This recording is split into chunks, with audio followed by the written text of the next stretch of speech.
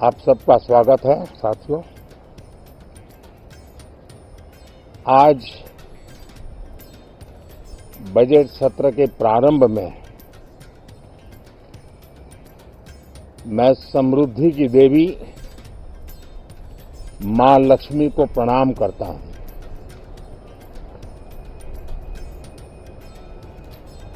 और ऐसे अवसर पर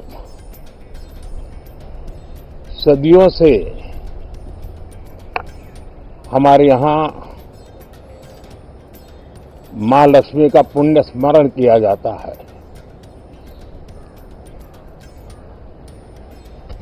सिद्धि बुद्धि प्रदे देवी, सिद्धि बुद्धि प्रदे देवी, भुक्ति मुक्ति प्रदायिनी, भुक्ति मुक्ति प्रदायिनी, मंत्र मूर्ते सदा देवी, मंत्र मूर्ते सदा देवी, महालक्ष्मी नमोस्तुते, महालक्ष्मी नमोस्तुते।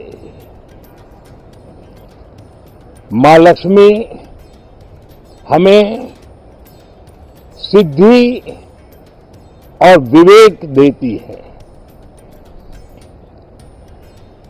समृद्धि और कल्याण भी देती है। मैं मां लक्ष्मी से प्रार्थना करता हूं कि देश के हर गरीब एवं मध्यम वर्ग समुदाय पर मां लक्ष्मी की विशेष कृपा रहे। साथियों, हमारे गणतंत्र के 75 वर्ष पूरे हुए हैं।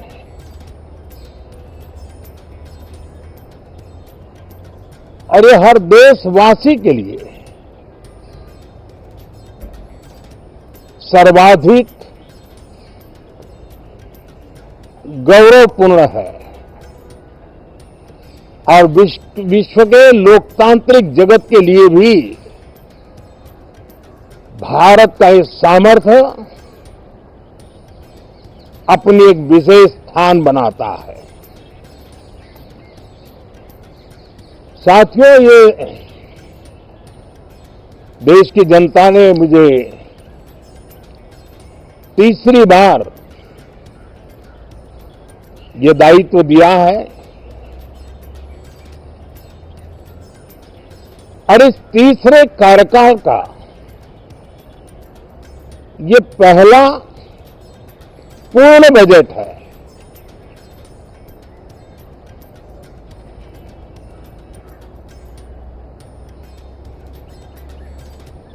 और मैं विश्वास से कह सकता हूं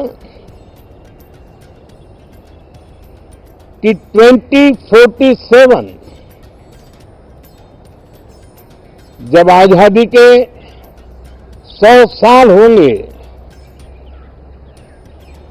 विकसित भारत का जो संकल्प देश ने लिया है, ये बजट सत्र, ये बजट एक नया विश्वास पैदा करेगा, नई ऊर्जा देगा कि देश जब आजादी के 100 साल मनाएगा तब विकसित होकर रहेगा। 140 करोड़ देशवासी अपने सामूहिक प्रयास से इस संकल्प को परिपूर्ण करेंगे। तीसरे टर्म में हम मिशन मोड में देश को सर्वांगीण विकास की दिशा में, चाहे वो भौगोलिक रूप से हो, सामाजिक रूप से हो या आर्थिक भिन्न भिन्न स्तर के संदर्भ में हो, हम सर्वांगीण विकास के संकल्प को लेकर के मिशन मोड में आगे बढ़ते जा रहे हैं। इनोवेशन, इंक्लूजन और इन्वेस्टमेंट, ये लगातार हमारे आर्थिक गतिविधि के रोड मैप का आधार रहा है। इस सत्र में हमेशा की तरह कई ऐतिहासिक बिल पर सदन को चर्चा होगी और व्यापक मंथन के साथ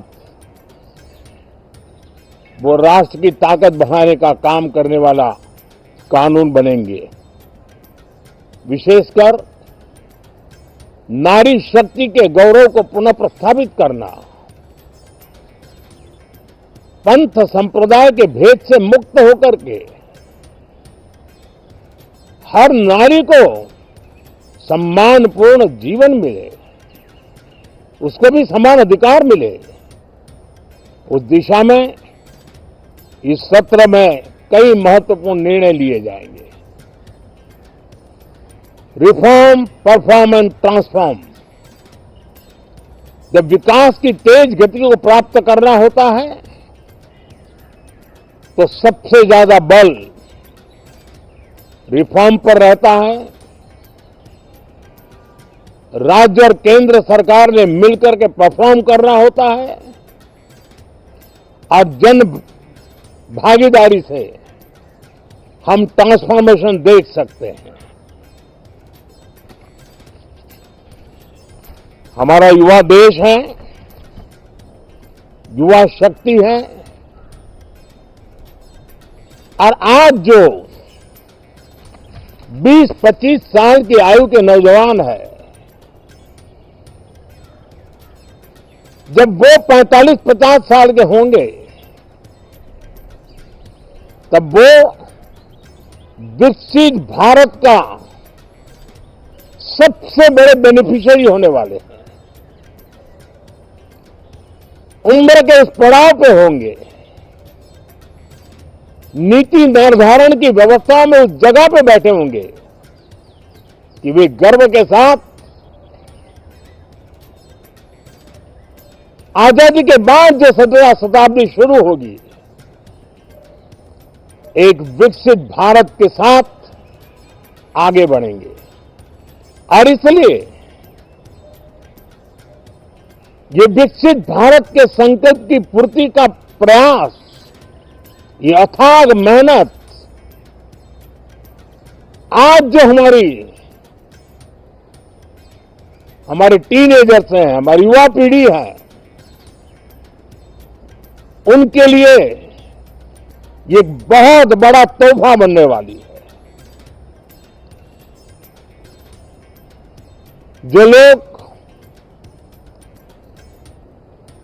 1930 में, 42 में आजादी के जंग में जुट गए थे, पूरी देश की युवा पीढ़ी खप गई थी आजादी के जंग में, और उसके फल 25 साल के बाद जो पीढ़ी आई उसको नसीब हुए। उस जंग में जो नौजवान थे उनको नसीब हुए। आजादी के पूर्व के वो 25 साल आजादी के जश्न मनाने का अवसर बना। वैसे ही ये 25 वर्ष समृद्ध भारत, विकसित भारत, ये संकल्प से सिद्धि और सिद्धि से शिखर तक पहुंचने का देशवासियों का इरादा। और इसलिए बजट सत्र में सभी सांसद विकसित भारत को मजबूती देने के लिए अपना योगदान देंगे। विशेष करके जो युवा सांसद है उनके लिए तो सुनहरा अवसर है।